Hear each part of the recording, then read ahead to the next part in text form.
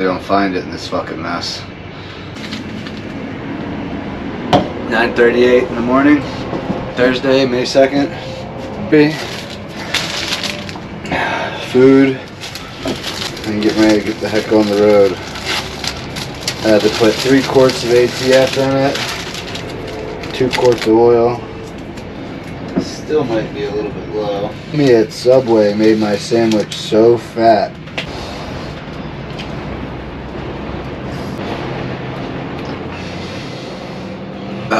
It's windy already, I'm just sitting here.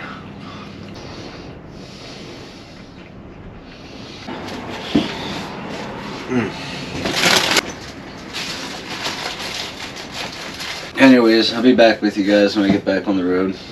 Just inside of Illinois. But at the same time, the way this wind seems right now, I might only go 400 miles.